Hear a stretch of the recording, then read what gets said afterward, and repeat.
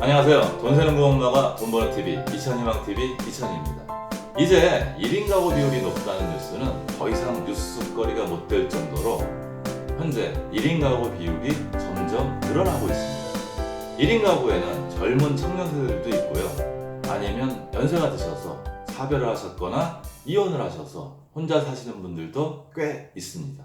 저희가 자랄 때만 해도 그때는 대가족의 시대였습니다. 저만 해도 부모님하고 4남매가 옹기종기 좁은 집에서 붙어 살다 보니 그때는 독립이 로망이었습니다. 로망을 실현하는 게 가능했던 것은 지금과 비교하면 주거 비용이 압도적으로 낮았고요. 외식비를 포함한 생활 물가도 상당히 낮았습니다.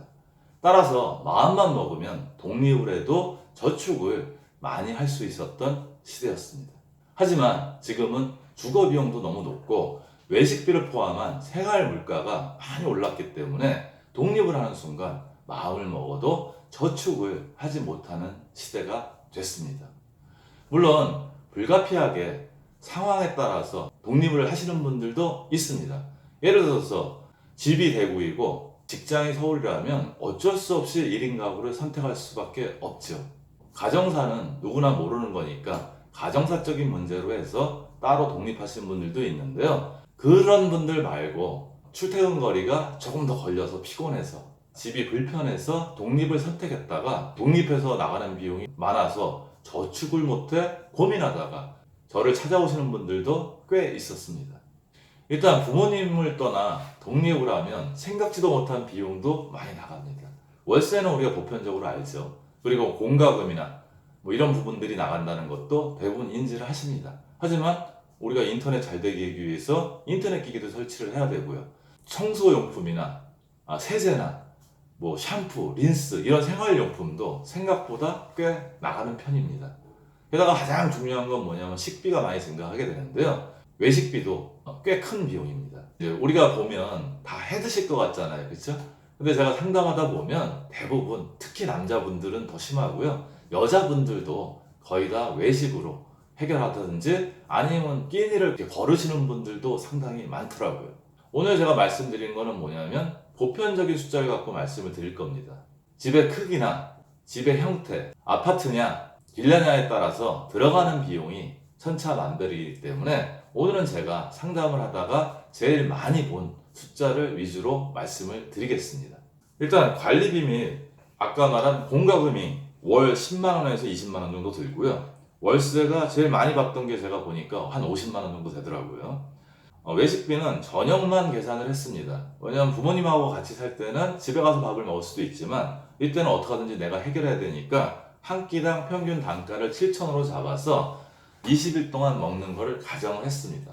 물론 주말은 부모님하고 같이 드실 수도 있고요. 평일날도 어떨 때는 회식을 해서 내가 외식비를 안 낼 때도 있지만 요즘 밥값 엄청 비싸지 않습니까? 만원짜리, 12,000원짜리가 될 수도 있으니까 그냥 평균에서 7,000원을 잡아서 한 20일 해서 14만원이 나오는 겁니다. 인터넷 잘 되게 기기 설치하면 3만원 정도 되고요. 생활용품 비용도 매월 한 3만원 정도 해서 매달 80만원에서 90만원 정도 비용이 지출됩니다. 이미 혼자 사시는 분들은 이 숫자를 보시면서 놀라지 않겠지만 부모님과 같이 사시고 있다가 독립을 고민하시는 분 입장에서 볼 때는 절대 이 숫자가 만만치 않은 비용이라는 걸 아실 수 있을 겁니다. 종잣돈 모을 때까지는 엄빠 옆에 껌딱지처럼 붙어 살기 이런 제목으로 방송을 만들었는데요. 그러면 5년 동안 부모님하고 같이 살 때 이 비용으로 얼마를 더 저축할 수 있는지 살펴보겠습니다. 그러니까 매월 80만원씩 5년 동안 연 3%로 적금을 들었다고 치면 약 5,110만원이 되고요.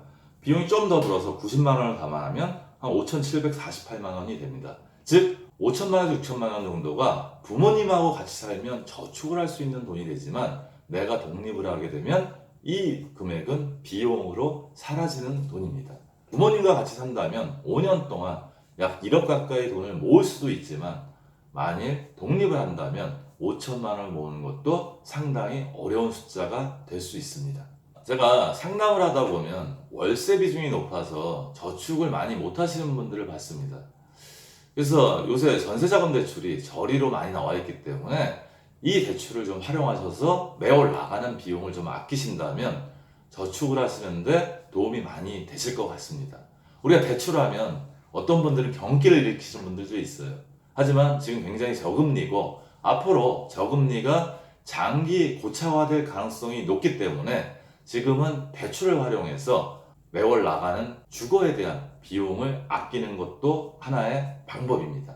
제가 버팀목 전세대출에 대해서 좀 살펴봤는데요. 일단 임대보증금의 70% 정도는 대출을 받을 수 있고요. 연봉이 2천만 원에서 4천만 원 사이라면 이율도 연 2.6%로 그리 높지 않습니다. 그래서 5천만 원 정도를 대출을 받아서 대출 비용을 낸다고 하면 매월 10만 8,333원만 내면 되니까 어떻게 보면 월세를 내는 것보다 대출을 받아서 이자를 내는 게 훨씬 주거 비용을 낮출 수 있는 방법이 됩니다.